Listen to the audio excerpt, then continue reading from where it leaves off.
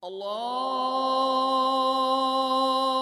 Les 10 dernières nuits, 10 derniers jours, ce sont les meilleurs moments du mois de Ramadan. C'est au cours de ces mois-là qu'il faut faire beaucoup de sacrifices et ces sacrifices ont plus de noblesse, plus de grandeur, plus de valeur auprès de notre Seigneur. Et c'est pour cela qu'à la fin du mois de Ramadan, il est recommandé un sacrifice. Et Dieu a voulu que ce sacrifice-là, que nous appelons Zakat al-Fitr, l'aumône de la rupture, soit une aumône à la portée de presque tout le monde pour qu'on puisse bénéficier de ses grâces, de ses mérites. Et vous voyez, ce n'est pas grand-chose. C'est, vous voyez, le 4 poignées des 2 mains jointes, comme ça là, que vous faites pour une personne. Ça fait environ 2,4-2,5 kilos par tête. Et donc, ça dépend, si c'est du gari, si c'est du maïs. Le prophète, en son temps, c'était la date, le sar, ainsi de suite, mais c'est ce qu'il mangeait. Et donc, nous pouvons sortir tout ce que nous mangeons ici, comme du riz, du maïs, du mil, ainsi de suite. L'objectif, c'est d'abord le partage, la solidarité, le partage, le jour de joie, le jour de la manifestation de la joie. L'islam recommande que tout le monde soit dans l'allégresse, tout le monde soit dans la joie. Et c'est pour cela que le prophète Mohammed sallallahu alayhi wa sallam, il dit éviter que ces pauvres-là fassent la ronde le jour, c'est-à-dire éviter qu'ils tendent encore leurs mains et tourner de maison en maison, et qu'ils soient quand même en mesure le jour de fête de fêter aussi, de manger. Et c'est pour cela qu'il est recommandé en islam que cette aumône-là, le meilleur moment pour la faire, c'est le soir à la fin du mois de Ramadan, juste après le coucher, jusqu'au petit matin, avant d'aller à la prière, pour que le démuni, quand il se rend lui-même à la prière, qu'il soit sûr qu'au retour, le repas est réservé, c'est là, pour que tout en priant, qu'il n'ait pas son esprit ailleurs. Ensuite, c'est que on peut sortir cette aumône-là, comme je le dis, par des vivres, mais on peut le faire aussi en espèces. Et aujourd'hui, autour de 1500, l'Union islamique du Bénin, nous avons essayé d'établir toute une liste par rapport à ces vivres-là. Si c'est du riz, ceux qui ne sont pas en mesure d'aller l'acheter, ils peuvent donner. Je ne l'ai pas sous la main, sinon je vais. On a fait un tableau qui permet à tous ceux qui veulent contribuer puissent avoir la facilité de le faire. Et donc c'est très très important parce que toute personne qui au moins la nuit de la fête, la veille bien sûr, et le jour de la fête, a déjà ce qui lui permet de manger. S'il y a encore de surplus, il est obligé de faire cette aumône-là. Donc, je voudrais dire que quelqu'un qui a ce qui garantit déjà le repas la veille et également le jour de la fête.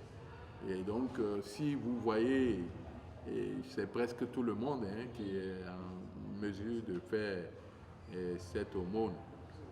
Que Dieu nous sorte de la précarité, qu'il nous sorte de la misère. Parce que vous savez, donner, c'est très important. Dieu, il est pourvoyeur, mais il aime très bien qu'on fasse aussi le partage.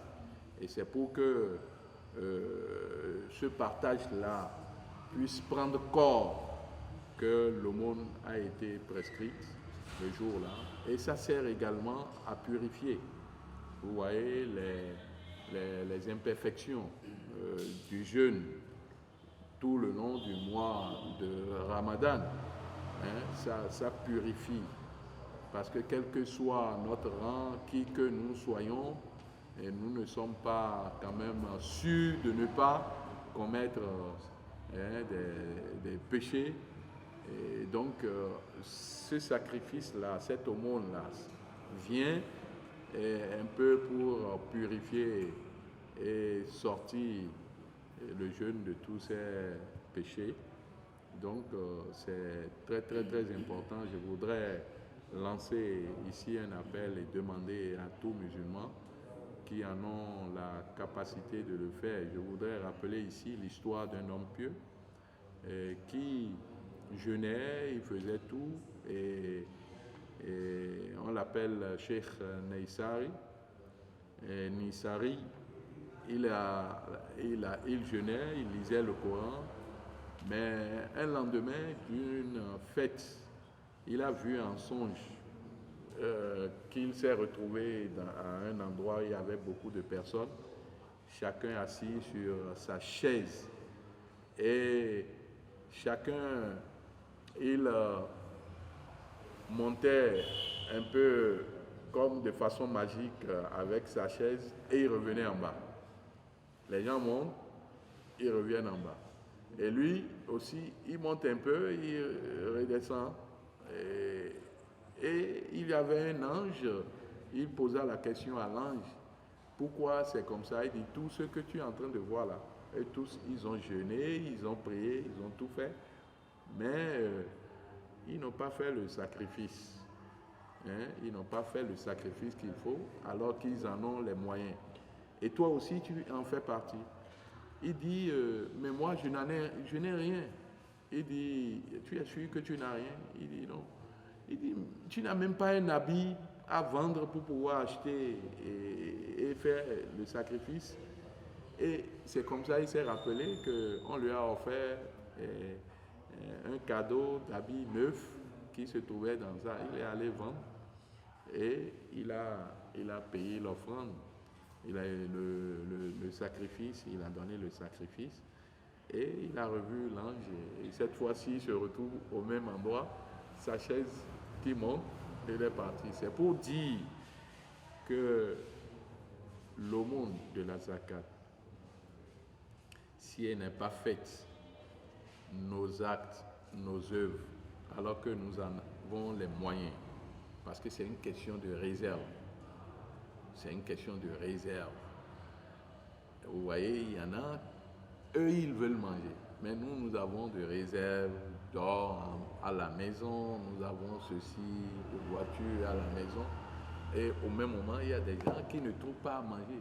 Et ne serait-ce que pour une journée, l'islam impose une lutte contre la faim sur tout le territoire et sur toute la planète Terre. C'est très important, il faudrait que nous puissions participer à cela. Et donc, voilà ce qu'on peut dire de façon brève par rapport aux actes et d'adoration que nous sommes appelés à faire pendant les 10 dernières nuits du mois de Ramadan. Il ne faut pas oublier, parce que c'est très très très important. Et Dieu nous dit dans le Saint-Coran, Qad aflaha man tazakka wa dhakara asma rabbihi fa salla. Et donc, sois heureux, que soit heureux celui qui sort le monde de la zakat et qui se rappelle du nom de son Seigneur et puis après il prie. Voilà les actes d'adoration. Nous venons de parler de la zakat, mais il y a aussi le fait qu'il faut scander le nom de Dieu à la fin du mois de Ramadan, et ceci juste après déjà qu'on ait fini de rompre le jeûne le dernier jour du mois de Ramadan. Il faut commencer déjà à scander le nom d'Allah. Vous voyez, et Dieu, il a discipliné. Vous sortez la zakat et vous commencez par scander le nom d'Allah en disant Allahu Akbar, Allahu Akbar, La ilaha illallah, Allahu Akbar, Allahu Akbar, Walillahi alhamd.